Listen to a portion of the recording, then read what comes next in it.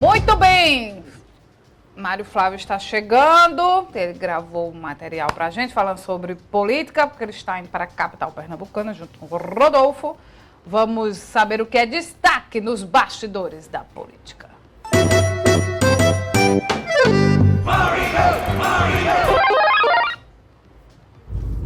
Bom dia para você, Renata, bom dia a todos, né? Hoje estaremos aqui participando de forma gravada, né? De forma remota, devido a uma agenda externa aqui de Caruaru. Pois é, né? Ontem, mais uma vez, o mundo político se surpreendeu com a mudança aí no primeiro escalão do governo de Raquel. Mais uma mudança, a bem da verdade, né? Que é a saída da delegada Carla Patrícia aí da Secretaria de Defesa Social. Já se especulava que aconteceriam algumas mudanças, mas lembrando que Carla é da cota pessoal de Raquel. Ela foi uma indicação pessoal da governadora, né, que tinha um relacionamento muito bom com ela, né, do ponto de vista no que diz respeito, as duas foram colegas, inclusive, quando Raquel foi delegada da Polícia Federal, e a delegada tinha um currículo muito extenso. O que é que se comenta nos bastidores? Primeiro, que a secretária queria intensificar ações aí no programa Juntos pela Segurança e também algumas mudanças, e a governadora não teria concordado, nem o primeiro escalão que eu digo do ponto de vista o núcleo duro do poder, né?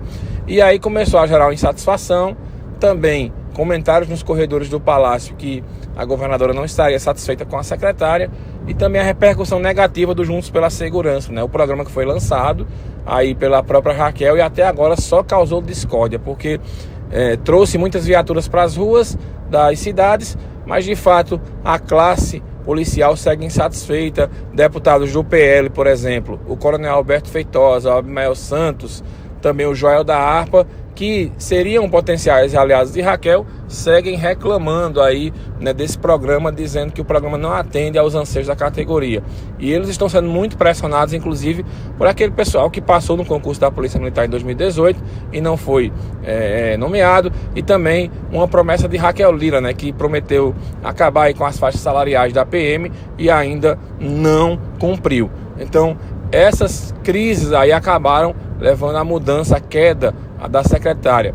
O que chamou a atenção também foi a frieza das notas, né, enviadas tanto por Raquel quanto, né, pela ex-secretária agora, a Carla, né, que Raquel usou um Twitter, né, para comentar a saída dela. Um tweet simples, né, agradecendo a passagem aí de Carla Patrícia pela delegacia, pela Secretaria de Defesa Social, e da mesma forma uma mensagem que Carla enviou a um grupo de WhatsApp da Secretaria de Defesa Social, ela acabou vazando para a imprensa e também de uma maneira muito simplória, confirmando aí a saída dela do primeiro escalão. Se a gente fizer uma conta rápida aí, não é preciso nem ser muito bom em matemática, são 5 secretários que já saíram desde o começo do governo. Então dá uma queda de secretário a cada 2 meses. Lembrando que há menos de uma semana, Evandro Avelar saiu da Secretaria de Infraestrutura porque ele não gostou de ter ficado sabendo aí que ia ter uma mudança no comando da Compesa pelos blogs, né? Ficou muito chateado. Evandro Avelar, que é tucano da Gema, digamos assim, né, um dos fundadores do PSDB aqui em Pernambuco, foi ele quem chancelou praticamente a vinda de Raquel para o partido. Ele acabou pedindo exoneração, entregando o cargo, e agora, em menos de uma semana, outro nome de peso aí é o da delegada Carla Patrícia entregando as funções. E existem comentários que mais mudanças vão acontecer aí de secretários que estariam insatisfeitos, né, com a centralização do poder de Raquel. Isso é uma coisa que já é conhecida quando ela foi prefeita de Caruaru e agora está evidente, né, quando ela está aí comandando o governo do estado. Então, aos poucos aí a governadora vai tendo que mudar, e muita gente, Renata, faz um comparativo, dizendo, foi assim quando ela foi prefeita de Caruaru. Ela passou um ano e meio tendo muita dificuldade de gestão e depois deu uma guinada. Só lembrar para os raquelzistas de plantão que pensam desse jeito, né, que o governo do estado não é a prefeitura de Caruaru, é uma máquina muito maior, e algumas ponderações têm que serem feitas, né? Raquel pegou um governo que metade dele foi com a pandemia, agora não tem. Raquel praticamente não tinha oposição, porque os ex-prefeitos Aqueloy e Stonigel, que na época eram os principais opositores dela, eles praticamente tiveram que passar os 2 anos e meio da pandemia trancados em casa. Tony por questões de tratamento de uma doença que ele tinha e o Zé Queiroz aí por questão de idade e o medo mesmo da Covid. Agora não, Raquel tem toda a esquerda na oposição e a esquerda sabe fazer oposição, principalmente PT e PSB, e ela vai ter muita dor de cabeça para gerir isso, sem falar no difícil relacionamento que tem com a Assembleia Legislativa, lembrando que tem projeto importante para ser votado por lá. Falando aqui, como diz o professor Marco Aurélio, da província, né, falando aqui de Caruaru, né, a gente teve aí a confirmação, semana passada eu publiquei aqui no blog e também falei aqui no programa, que o diretório do PSDB estava prestes a caducar. O que é caducar no linguajar político? A perder a validade, né? E teria que, de acordo com as normas do partido, até hoje mudar a direção da legenda, ter convenção e tudo mais. Não houve convenção. Por meio de uma canetada, a governadora Raquel Lira acabou nomeando aqui uma comissão provisória para o PSDB de Caruaru. E qual foi o recado que a governadora manda aí, né, para a cidade? Para o PSDB local. O presidente do partido continua sendo o ex-secretário da Educação, Henrique Oliveira, né, que atualmente inclusive faz parte aí do governo do estado. Todo mundo esperava que Rodrigo Pinheiro fosse nomeado secretário, aliás, nomeado presidente aqui do partido, porque aí ele iria comandar o PSDB na montagem das chapas de vereadores e também comandar o partido do ponto de vista para a reeleição dele. Como aconteceu com Raquel, por exemplo. Raquel ganhou a eleição e automaticamente ela virou presidente estadual do partido. Geralmente, né, nas cidades em que o prefeito ou um presidente da Câmara ele está comandando, ele vira o presidente do partido. Veja um exemplo. Eric Lessa era o presidente do PP. Ele perde a eleição, automaticamente o presidente do PP vira o vereador Anderson Correia. E assim vai acontecendo, né, isso. O PL, por exemplo, o presidente do partido era o Luciel Emerson.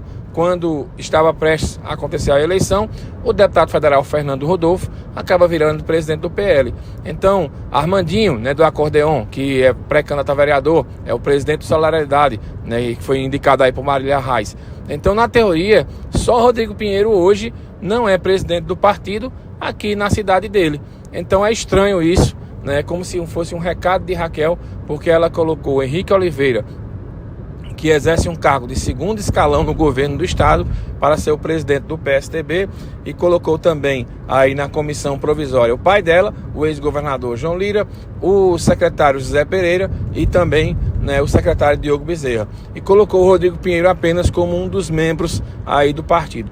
É estranho isso, para mim é um recado que Raquel manda, né, dizendo aí para o Rodrigo Pinheiro que eles terão que se ajeitar, aí terão que se ajustar aí as conversas, as alianças, para que eles possam aí de repente manter essa aliança para o ano que vem, já que todo mundo esperava isso. E vai aumentar só mais a especulação de que Rodrigo Pinheiro poderia ir para outro partido. Essa especulação já existe, inclusive o PV, né, do Clodoaldo Magalhães, com quem Rodrigo Pinheiro foi visto recentemente em agenda por Brasília. O PV já ofereceu inclusive a legenda para que Rodrigo fosse candidato à reeleição pelo PV, e não só isso, ele comandasse o partido. O problema é que o PV faz parte de uma federação com o PT, PCdoB, né? E aí teria que fazer essa junção, não se sabe como, já que essa federação aí na teoria estaria no palanque do ex-deputado Zé Queiroz, que vai ser candidato a prefeito de novo ano que vem.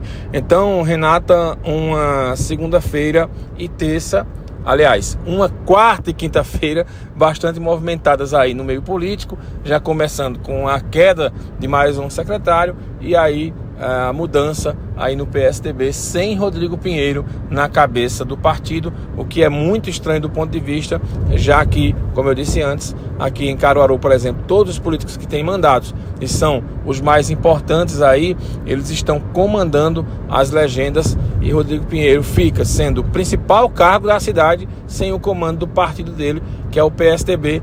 E outra coisa curiosa, a única prefeitura importante que o PSDB comanda em Pernambuco é Caruaru, né? A legenda perdeu a eleição lá em Garanhuns, né, para Sivaldo Albino. Petrolina nem se fala, porque o Simão Durando lá vai ser reeleito com facilidade. Jaboatão, a prefeitura é do PL, Recife, a prefeitura é do PSB. Então, Caruaru é o ponto de desafogo do PSDB, mas parece que a governadora Raquel segue mandando recados aí para o prefeito Rodrigo Pinheiro. Renata, eu volto com você, lembrando que às 11 horas tem um Momento de Cidade Entrevista, professor Marco Aurélio aqui recebendo os convidados. A gente volta ao vivo amanhã, de fato, aqui na bancada do Manhã Cidade e do Jornal. Excelente quinta-feira para vocês e até amanhã. Manhã Cidade Política. Apoio Sismuc Regional e blog do Mário Flávio. A política de A a Z.